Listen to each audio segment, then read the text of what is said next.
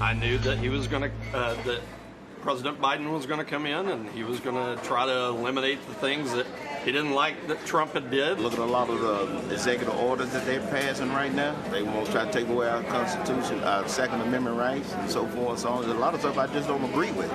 Well, frustrated Americans reacting to the record executive order signed by Joe Biden during his first official week in the White House. Here with what we can expect from Congress, Tennessee GOP Senator Sen Blackburn. Senator, those who are diners in your great state, the volunteer state in Knoxville, Tennessee, long relationship between Texans and Tennesseans here, from Davy Crockett and Sam Houston to me talking to those diners this week.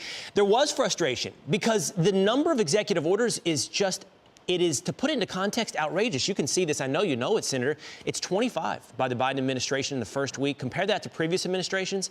It is absolutely towering above them. What can Republicans do? This isn't legislation. This is executive orders. What can Republicans do to push back? And right now, we are in that mode where you have to play block and tackle on this. Filing legislation, of course, is something that is important to do. And also awareness. And as you saw this week in Knoxville, Will, people are watching this and they are incredibly unhappy. They are looking what has happened with the climate change, with the Paris Climate Accords, with stopping the Keystone XL pipeline. They are looking at how he is giving favors to China by restricting our freedoms. I had one Tennessean this week said, you know, we should call him Joe the Job Killer because of the actions that he has taken this week. And then they're looking at Bernie's budget and they're saying, my goodness, $15 an hour is a minimum wage. Some of my Tennessee employers this week have been very concerned about that. But here's what we know. His actions this week have adversely impacted 1 million jobs, either eliminating or adversely impacting, opening the border to drug cartels, to labor gangs, to human traffickers, sex traffickers, making certain that fuel, that you've got that crude in Canada that is going to be heading over to China and then sold back to us.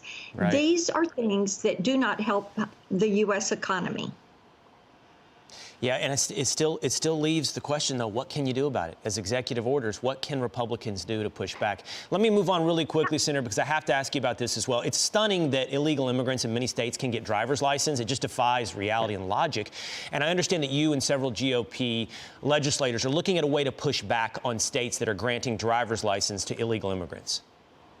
Right, and this is part of the what can you do about it. And I did file 2 bills this week that deal with illegal immigration. One of them stopping states. We have 15 states in the District of Columbia that give driver licenses to illegal aliens and restricting federal law enforcement funds to those states.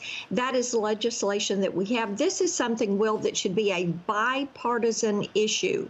You should not reward people who purposely and intentionally break U.S. federal law, right. And that is what these states are doing. Just common sense. I don't know the other side of this. It seems very common sense. All right, Senator Blackburn, thank you for getting up and talking with us this morning. You got it. Take care. Bye-bye now.